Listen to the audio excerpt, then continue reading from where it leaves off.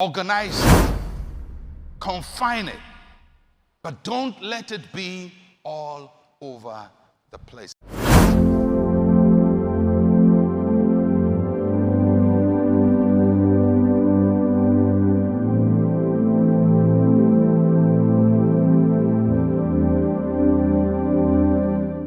Shama Israel Adon Locha no Adon Echad after Bekol Babeka Bekol Nafsheka Bekol Meodeka. My name is Rabbi Humphrey, and this is the Rabbi Network. And today on Fresh Word from God, we're bringing to you exclusively a wonderful message from Dr. Mensa Otabil, the senior pastor and the founder of ICGC, and he's bringing to you something exclusive, very wonderful. The theme of the message that he preached is the principles of gathering. And you know, he's a teacher, so he takes his time to build a series and he presents it to his people, and he's an awesome teacher. In our generation, if you want one of the teachers that have made it by the grace of God, explosive ministry, great numbers, making it happen, as Pastor Mensa Otabil. Believe you me, this message will really help you. So let's go deeper into it. Let's listen to Dr. Mensa Otabil, the principles of gathering. The theme for my series is going to be the principle of gathering. The principle of gathering. This is part 1 of the principle of gathering. And my subtitle will be Getting Things Out of the Way. Getting things out of the way. Sometimes all we need to do to see growth in our lives is to gather some things out of our lives and get them out of the way. Because life can sometimes be full of so much stuff, so many things happening that they cover, they clutter, they become a hindrance to us. And sometimes our gathering, like what we do when we are cleaning up our home, is to go and gather up a lot of stuff that are in the way, put them together, and take them out of the way. And so today we're going to look at that principle of gathering, of taking some things out of the way. Because there are some things in your life, in my life, that must be taken out of the way. And if we allow them where they are, they will be a hindrance to us. They will obscure God's blessing over our lives. Somebody say, I'm going to take some stuff out of the way. Are you really going to do that? You sure? All right, let's go to the Bible, to the book of Genesis, and we'll look at Genesis chapter 1, and I'll read from verse 9 to 12. Then God said, let the waters under the heavens be gathered together into one place, and let the dry land appear. And it was so. And God called the dry land earth, and the gathering together of the waters he called seas. And God saw that it was good. Then God said, let the earth bring forth grass, the herb that yields seed, the fruit tree that yields fruit according to its kind, whose seed is in itself, on the earth. And it was so. And the earth brought forth grass, the herb that yields seed according to its kind, the tree that yields fruit, whose seed is in itself according to its kind. And God saw that it was good. In the passage, we see a conflict going on. It's a conflict between two forces. And these two forces are antagonistic to each other, or they are not helping each other. And most of us who are familiar with the Bible, with the opening passages of the Bible, is that when the book of Genesis opens, on this earth, the Bible says that everything is covered with water. There's water all over the place. Now, it's difficult for us to imagine it, but that's how it was. There was no dry land. It was water all over the place. And so this was a planet of water, or a globe of water. And so when you look into this passage, there are two forces that are described there. The first force that is described there, the Bible calls it waters. The waters. In the Hebrew is mayim, the waters. And this description of waters normally is a description that talks about flood, it talks about turbulence, it talks about chaos, it talks about instability. The waters here are not still waters. This is not the kind of waters that you go and drink from. This is turbulent waters. So the whole earth is full of turbulent waters, flood waters. The floods are moving on all over the earth, and as a result, nothing is happening. All that you see is waters. Water is usually good, but when it floods you, it's not good. It's not good at all. Many of us have, sometime during the rainy season, we've encountered floods. Sometimes it comes into our homes, it goes into the streets, it goes into the roads, pulls cars along. Sometimes it causes a lot of damage. And in other parts of the world, waters can be very destructive, especially in the monsoon regions of the world in Asia. Waters. Now, this is the kind of waters that the passage is talking about, the mayim. It is the same word that is used to describe the flood waters of Noah's time that engulfed the whole earth. So the whole earth is full of water, flood, overwhelming the earth. And this water represents and symbolizes powerful events that take over everything in our lives. A flood is so powerful that when it hits you, it moves everything along with it. So the flood here the Bible is talking about is not just water you can drink, water you can use to water your garden, but this is something that is overwhelming. It's all over the place. So I want you for a moment to think about events in our lives that sometimes act like flood. It comes into your life and it just moves everything out of the way, and it occupies your whole life. It could be a failure. Maybe you fail at something, you fail at an exam, you fail at your marriage, you fail, something is not working, and all of a sudden it occupies your whole life. Sometimes it can be a betrayal. Somebody betrays you, a painful experience, something happens and it takes over your life. That is what we are talking about, a flood. And when your life is taken over by events and they flood you, you realize that nothing is happening. You realize your whole life has been taken over by one thing. And some of us are sitting here today and our lives have been flooded by pain, by disappointment, by betrayal, sometimes by financial problems. And it's taken over your life. It's taken over your life. You think about it, you talk about it, you sleep it, you wake up with it, you dream it. That's a flood. That's a flood. And it's taken over your life. So that's the first event we see. The waters, powerful events that take over everything in our lives. But there is a second force that the Bible talks about. It talks about land, dry land, order, stability. So in the midst of the flood, in the midst of the waters, there is land.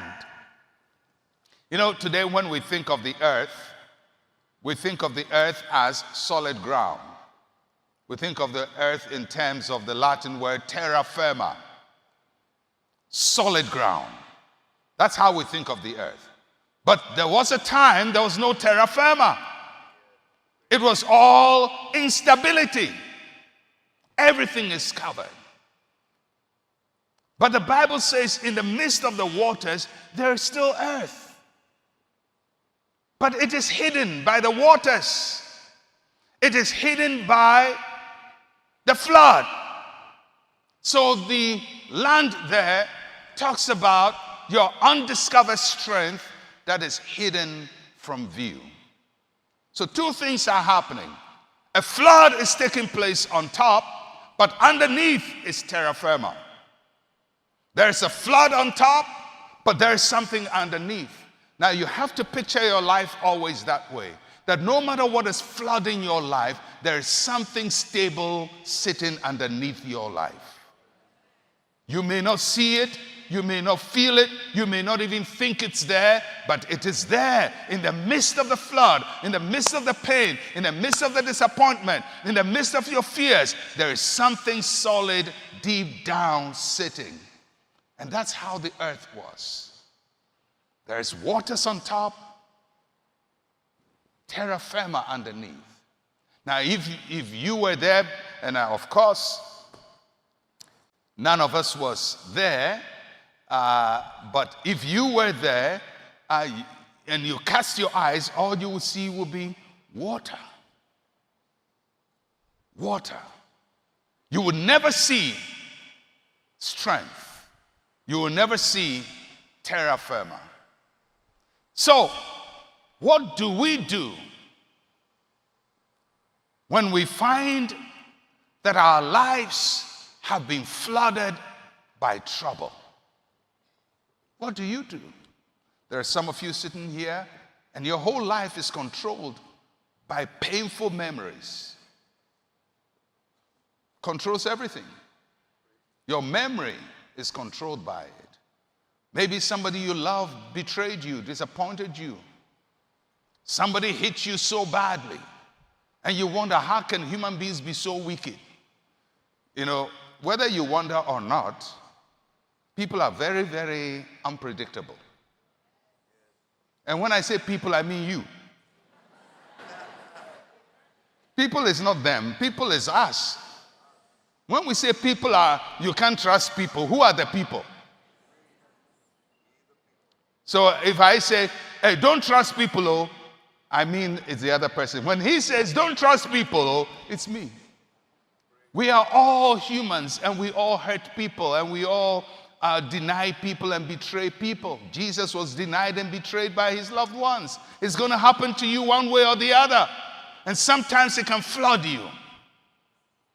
And sometimes you can be flooded by financial problems and all kinds of things.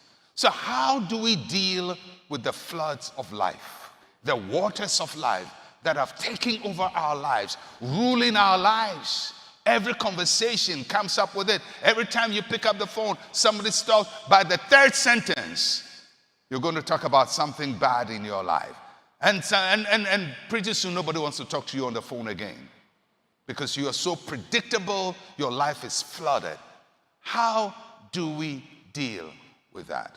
And that is what we're going to look at. And there are three things that we're going to look at on how to deal with that. Now, in the midst of all of these troubles, God issued instructions. And each instruction begins with the word let.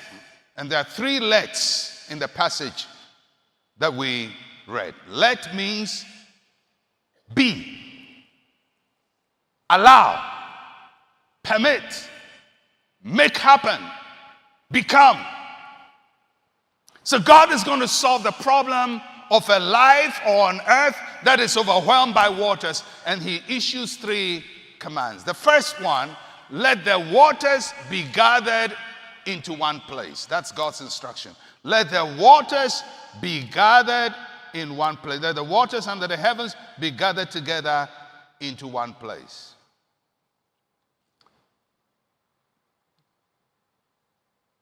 The thing about water is that it can sometimes be a blessing unless it's a flood.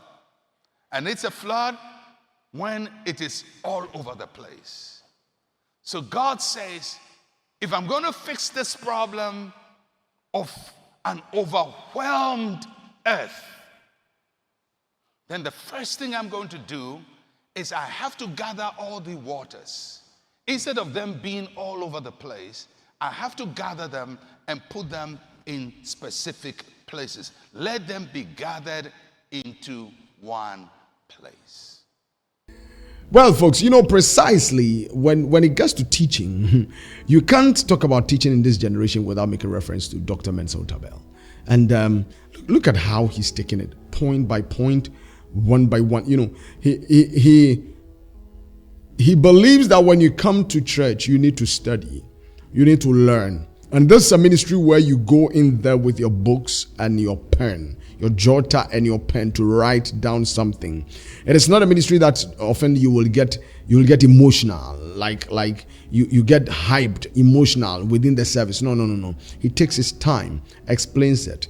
You get to understand it. You need to appropriate the message. You need to get it right. It needs to be practical. He brings it down to the level of everybody so that you understand it. You write it down. It must be applicable. You need to see it happening in your life. And that is the typical Dr. Mensa Otabil service. The principles of gathering. I believe that you're really enjoying it. Let's get deeper into it again. Gather them. Organize them. Confine it. But don't let it be all over the place. And what is the lesson that we learn from it? What's the action we can take from it?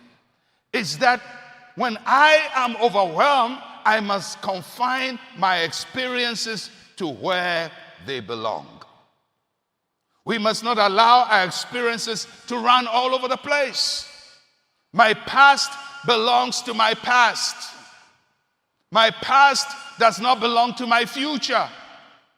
Don't allow past pain to determine future relationships. Because somebody might have failed you, it doesn't mean the next person will also fail you. Your past must be gathered and put where it belongs. Your pain must be gathered and put where it belongs. Somebody failed you, it doesn't mean all people are failures. The problem with life is one person fails us, we think everybody is a failure. That's the flood. We have let the waters cover everything. God says, don't let it cover everything. Take the waters, put them where it belongs. The one who failed you is not the whole earth. The one who failed you is your husband. And he's only one man of 3.7 billion on the earth. Of 4 billion people on the earth. Only one man failed you. Don't let it flood your life. Because there is another man who is coming. And if you don't clear this flood, you're not going to see the future that God has for you. One person betrayed you, but not all human beings betrayed you. You cannot say, don't trust people. That is allowing the waters to cover the whole earth. God says, put it where it belongs. It was that friend from secondary school who betrayed you, not everybody. You have to compartmentalize problems. Domestic problems stay at home. They don't go to the office. You don't go to the office complaining about what has happened at home. Oh, and my children, and the school fees, and the that, and the that. That's not what your customers are there for. They are there to receive a service from you, not to solve your domestic problems with homework and lunchbox. Don't let the waters cover everything. Keep them where they are. Past issues stay in the past. Because if you don't, the past will rule your present and your future. And many of us are fighting battles because we have allowed things to run all over the place. We are talking over it all the time. We are complaining about it all the time. Office problems belong to the office. You have a problem with your boss, don't take it on your wife. She's not your boss. Let the waters be gathered and put where they are. Are you following me? Because if you don't learn that principle, your life will be flooded by little issues. And you spread it everywhere. Sometimes somebody hurts you, and then you also ignore your best friend. You don't pick your call again. You don't talk to your best friends again. People who will strengthen you, you've abandoned them because an ignorant person hurt you. Let the waters be gathered and put them where they belong. I must confine my experiences to where they belong. If they belong to my past, they stay in my past. If only one person did it, then only one person did it. Don't say, I'm not going to go to church again because the church is full of hypocrites. How many church members have you known for you to even come to the conclusion that it's full of hypocrites? All these 1,000 people, how many of them do you know? Only one person or two people in your group. It cannot be the whole church. It cannot be. Don't let the waters flood the earth. God says don't do that. Take the waters, put them where they belong. Put them where they belong. Because if you don't know how to gather problems and put them where they belong, little problems will totally ruin your life. That's the first thing.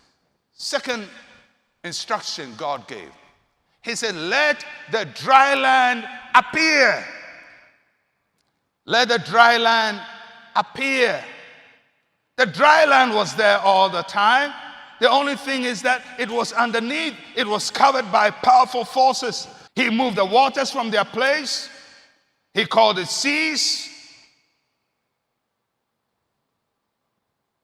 And then the dry land appeared. Isn't it amazing? I like how the Bible puts it. He talks about water.